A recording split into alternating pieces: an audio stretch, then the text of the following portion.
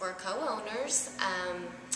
We started Malin in August of 2010. Yes. And graduated last November. So it took us like a year and a half to finish. Malin really has an awesome cosmetology program. Like the teachers, the instructors really prepare you for when you go for your state board exam. Like I was down there in a room with probably like 30 girls, and it's very intimidating down there. Anyways, you don't talk, you don't look at no one. No. Like all your stuff has to fit in a bag like this big, and if you step out of your line, you get points off. It's crazy, and there were girls all around, and I don't know, like I just wasn't intimidated. Like they really do a good job of getting you prepared for that test. It was the exact same like when we were doing our practicals for the test. It was the exact same. So if you just go into confidence and you just show off, what you can do. And when you get down, well, first you have to take a written exam, and it's pretty tough. We were able to do that in Boone, and it covers everything from hair cutting, highlighting. There's chemistry. There's a bone chapter. Anatomy. There's everything. And it's just kind of like a mixture of it all. Random questions. And then you'll go to Raleigh for your state board exam. And once you're down there, it's like a 4-hour test. And you don't get any breaks. No.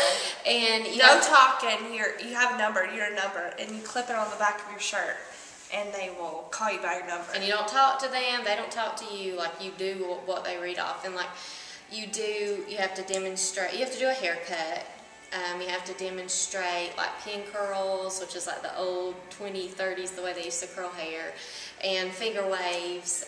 You have to demonstrate like a virgin hair lightener and a color retouch, like if you're doing someone's roots. And then a perm in the back. Do a perm, you do relaxers, you do a manicure and a facial. Oh, and your thermal press. Oh yeah, you have to do your curl and iron and a blow dry style too. Biggest thing is sanitation, and they watch, it is a lot on how if you execute what they ask you to do, but it's how you clean yourself in your area before you start and when you finish. You make sure sanitation is like the #1 biggest thing that will make or break like your test, like whether you fail or pass. Right. They set a high standard, and then it's good because like we open up our own salon. We have like air day of the week that's like air deep cleaning day, and we go through and we clean everything. And top to bottom, because the instructor or the state board lady can come in here and they inspect everything. They open your drawers, they take out your combs, they look in your combs, they open your shears to see if there's hair in it. They can look on the floor and see if there's hair. So you have to really make sure that you're cleaning appropriately. And dusting, making sure that there's no dust, like she can wipe her finger and count off. And just make sure that everything is appropriate. And I feel like at Malin that our teachers prepared us for that. Our teachers made sure that every time that, we were very self-conscious of what we were doing. We were never allowed to, make a mess and then not clean it up.